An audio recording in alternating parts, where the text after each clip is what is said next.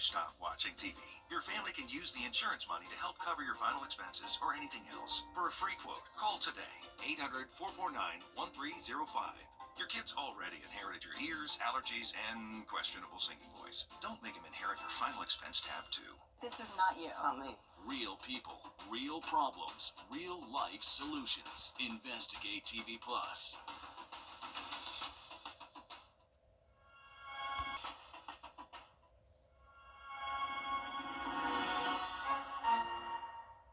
Parker's Kitchen is my new daily coffee stop. Gourmet beans are freshly ground for every cup. Get your own cup of great tasting, freshly brewed coffee at Parker's Kitchen. Live from Augusta, you're watching News 12, live at 5. Good evening, I'm Meredith Anderson. Tonight, Augusta mourns the loss of one of its leaders. Former Commissioner John Clark has passed away from respiratory failure. He served as a voice for Augusta for 4 years, from 2018 to 2022. Current and former commissioners, Richmond County deputies, the Marshal's Office, and more, sharing their memories and condolences tonight. Your city government reporter, Sydney Hood, joins us live at 5 from the newsroom. And Sydney, it really is hard to overstate Clark's impact in Augusta. Whether you worked with him, learned from him, or just had a casual conversation with him, everyone has a John Clark story. Most of us know Clark as that commissioner who said whatever was on his mind, he was going to make sure you knew what he was thinking. Those closest to him says he cared about Augusta. It showed in his writing and his public service. I'll say this, John Clark was larger than life personality. I want to say that there was never a dull moment, and I worked well with him. I'd say he definitely was an ally on the commission. He and I were able to serve 2 years together. Even after his time on commission, you always saw his familiar face somewhere in the audience. Oftentimes, he had a notepad and was taking notes himself. Coming up on News 12 at 6 o'clock, the lessons he taught those he served with and those who came after him. All right, thank you for that update, Sydney. And on a personal note, he always spoke to us, the good, the bad, the ugly. It was refreshing with someone in public service, and we will miss him. We are learning more about an investigation at Evans High School tonight into an alleged inappropriate relationship between a staff member and former student. The school has fired Barrett Davis, a teacher and a coach at the school. School leaders aren't saying much about what happened, but in a letter today, they did name Davis as the subject of this ongoing investigation. They did not name him in a previous letter. They also told parents today Davis is no longer employed by Columbia County Schools. We'll take a look at our radar network. We are dry again today as high pressure is in control. It's a little less breezy out there, thankfully, and it's been another warm day. Richmond County deputies are still looking for this missing teenager tonight. Take a good look. We first reported her disappearance almost 2 weeks ago. Deputies say Emma Caldwell was last seen January 15th, leaving her home on Barlow Road. They say she might be heading to Columbia County. If you have any information, if you think you've seen Emma, give the Richmond County Sheriff's Office a call. Sandersville officers are investigating a man's death tonight. The police department says they arrived at a home Monday on Temple Drive to find an unconscious man on the ground. He was pronounced dead in the home and identified as Grady Smith. Officers say there was no sign Smith was assaulted. They say the investigation, though, is to rule out any possible foul play because of the circumstances. He's been taken to the GBI crime lab for his autopsy.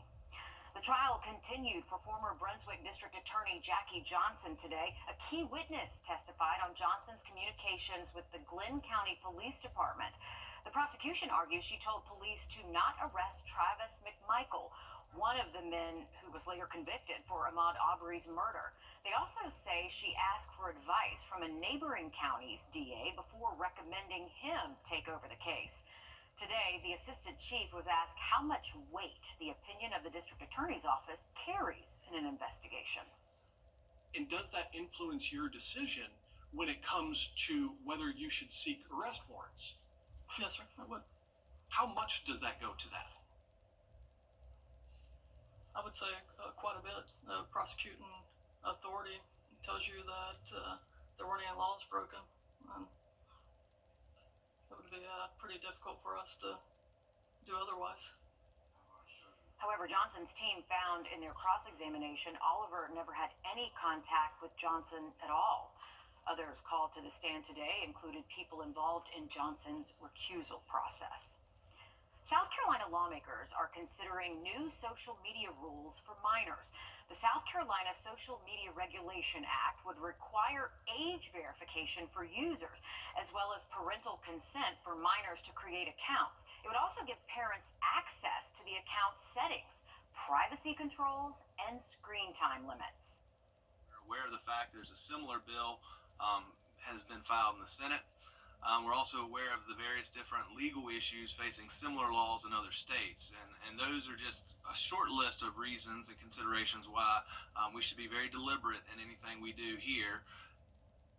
The bill also limits the amount of personal information collected from minors and prevents adults from messaging them, unless, of course, they're already connected.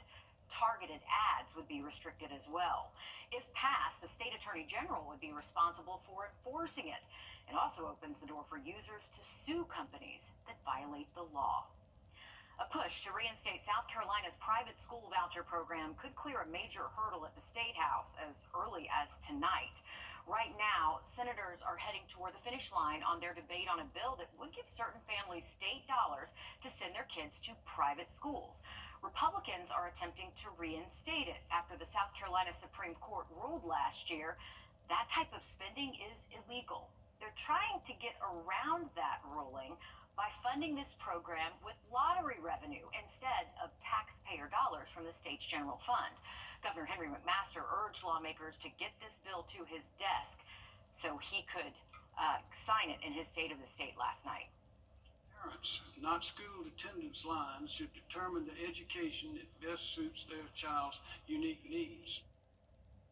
At full implementation, students would be eligible if their family's income was less than 400% of the federal poverty line, around $125,000 for a family of four.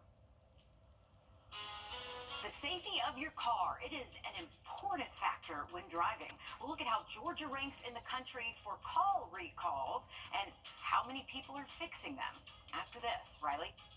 Well, heading into tomorrow, it's going to get windy and then a little bit wetter across the region, possibly seeing some storms as we close out our Friday. I have an update on the forecast just after the break. Time and temp, brought to you by your First Alert weather team.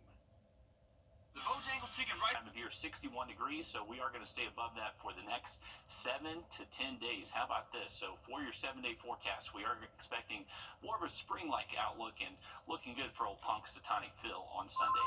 All right, we like to hear that. Thanks for that, Riley. 61 degrees, so we are going to stay above that for the next 7 to 10 days. How about this? So for your 7-day forecast, we are expecting more of a spring-like outlook and looking good for old Punxsutawney Phil on Sunday. All right, we like to hear that. Thanks for that, Riley.